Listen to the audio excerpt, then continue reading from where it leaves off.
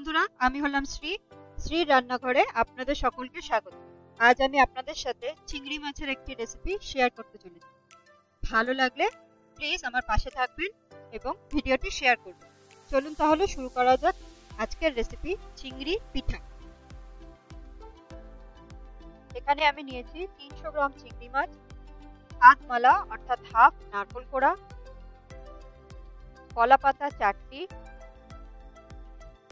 সরষের তেল, হলুদ, নুন, চিনি, কাঁচা লঙ্কা। এবার সমস্ত উপকরণগুলিকে একটা বোলের মধ্যে মিশিয়ে নেব। প্রথমে নিলাম নারকেল কোড়া, তারপর তাতে অ্যাড করলাম চিংড়ি মাছ।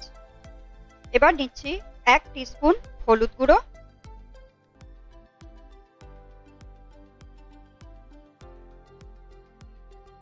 1 টিস্পুন নুন। আমি এখানে 1 টিস্পুন নুন ব্যবহার করছি, আপনারা আপনাদের স্বাদ মতো নুন ব্যবহার করবেন। 2 টিস্পুন চিনি, চিনিটাও আমি এখানে আমার স্বাদ অনুযায়ী ব্যবহার করছি, এটা আপনারা আপনাদের স্বাদ অনুযায়ী ব্যবহার করবেন। তারপর অ্যাড করছি 3 টেবিল চামচ সরষের তেল আর 7টা কাঁচা লঙ্কা।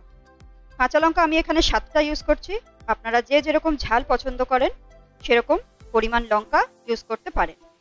এবার এটাকে ভালোভাবে মিশিয়ে নিতে হবে।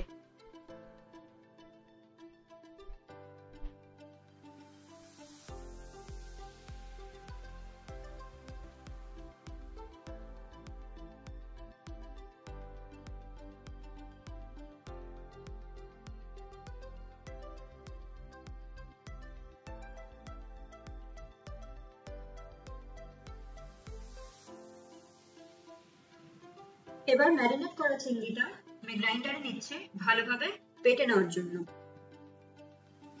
দেখুন পুরো চিংড়ি মাছটা বোল থেকে পুরোটা কাচিয়ে নেওয়া হলো।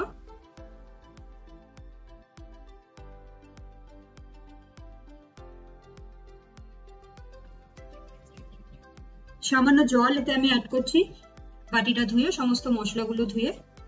খুব বেশি জল এতে অ্যাড করা যাবে না, তাহলে বাটাটা খুব একটা থকথকে হবে না। সামান্য জল আপনারা অ্যাড করবেন।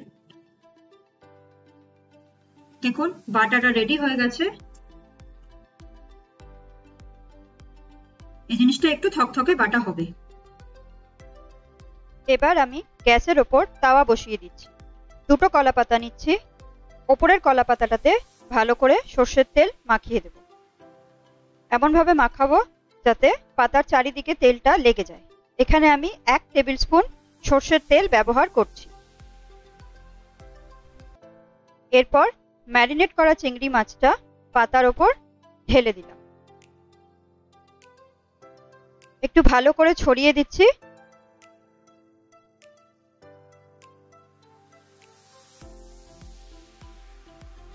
এটা একটু গোল শেপের হবে, তাহলে দেখতে ভালো লাগবে।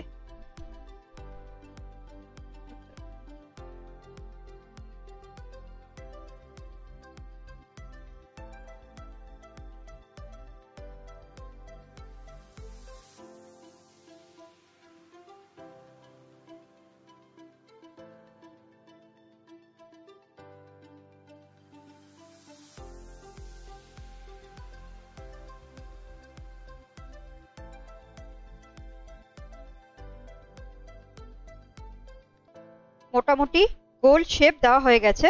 এবার আমি গ্যাসটা অন করে দিচ্ছি।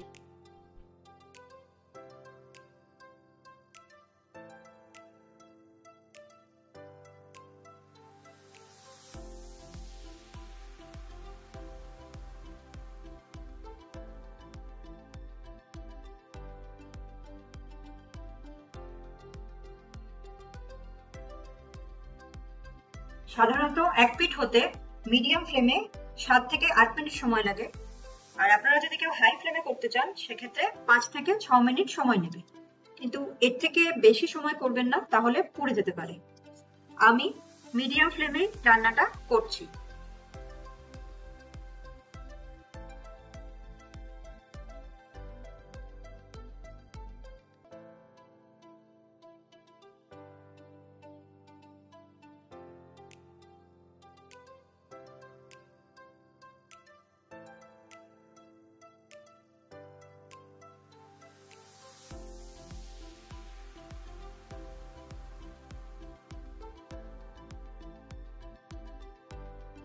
এবার গ্যাস বন্ধ করে দিলাম।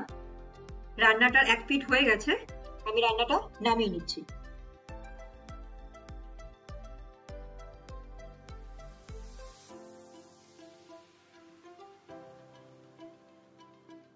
একই পদ্ধতিতে উল্টো পিঠটাও রান্না করব। তাওয়ার উপর 2টো কলা পাতা দিয়ে উপরের কলা পাতাটিতে আবার ভালো করে সরষের তেল মাখিয়ে দিতে হবে। আমি আরো একবার 1 টেবিল স্পুন তেল ব্যবহার করছি।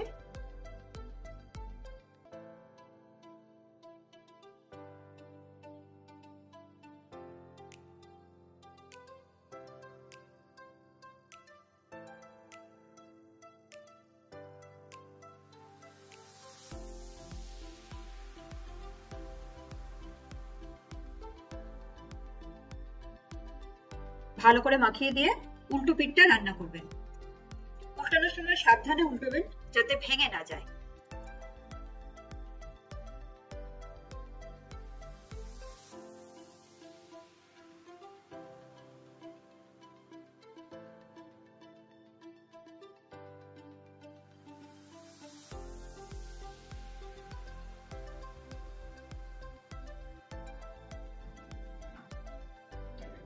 রান্নাটা তৈরি হয়ে গেছে, দেখুন দেখতে কত সুন্দর হয়েছে। আপনারা বাড়িতে এটা ট্রাই করতে পারেন, গরম ভাতের সাথে খেতে খুবই ভালো লাগবে।